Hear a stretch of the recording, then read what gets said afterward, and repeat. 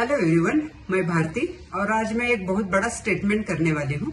The biggest enemy of wealth creation is procrastination. वो procrastination क्या होता है? टालम टाल करना। एकदम सिंपल हिंदी में बताती हूँ आपको। अगर 5 करोड़ का कॉर्पस बिल्ड करना है तो मैं आपको बता देती हूँ आपको क्या करना है। और आपका जो प्रोक्रास्टिनेशन है वो निकल जाना चाहिए, टालम टाम आपने छोड़ देना चाहिए।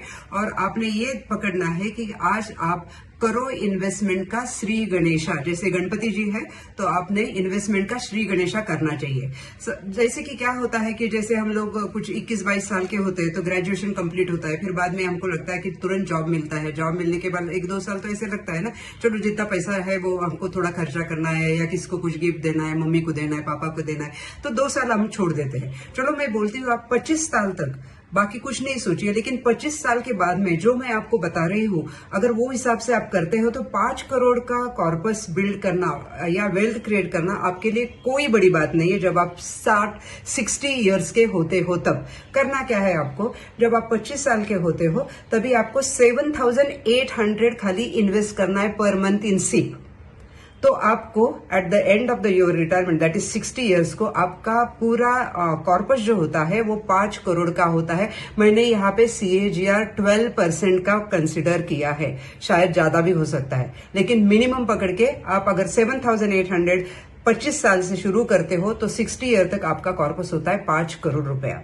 अभी क्या है, अगेन प्रोक्रास्टिनेशन। 25 साल के हो गए तो बाद में लगता है नहीं मेरे ये जरूरत है, मेरी वो जरूरत है, तो आप 30 साल के लिए तब तक इन्वेस्टमेंट की सोच नहीं रहे हो। चलो ठीक है, तो आपने 30 साल से इन्वेस्टमेंट चालू किया तो आपको 30 साल से अगर SIP चालू करना है, सिप चालू करना है, तो आपको वही 7,800 डबल कर इन्वेस्ट करना पड़ेगा, 14,300 टू गेट दैट 5 करोड़ का corpus at the age of 60। तो आप जितना लंबा जाओगे उतना आपको ज्यादा इन्वेस्ट करना पड़ेगा। 35 में आपने 30 में सोचा नहीं हो रहा है, कुछ तो रीजंस निकालते हैं, वही होता है ना, कुछ न टालम टाल कर देना। मतलब फाइनेंशियल डिसिप्लिन इनकलकेट करना चाहिए आपको, एक कंसिस्टेंसी होना चाहिए, या आपको सेविंग करने की और इन्वेस्टमेंट करने की आदत लगानी पड़ेगी।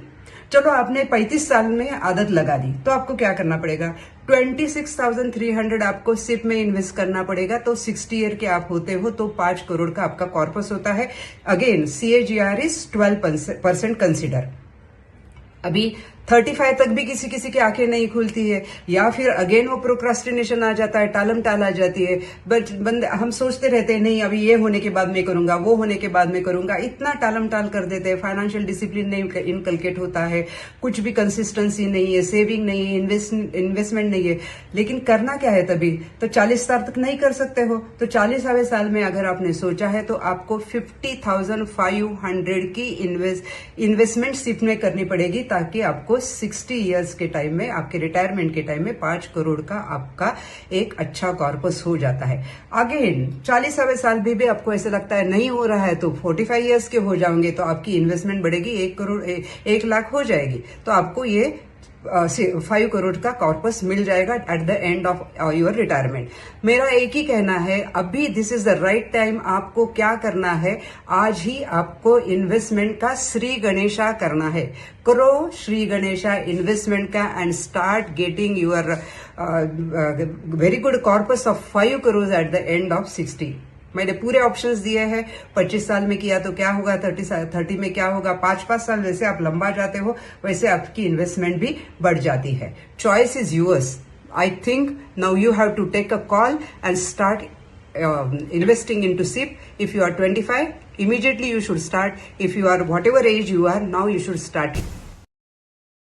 Thank you very much for watching my video and keep watching me.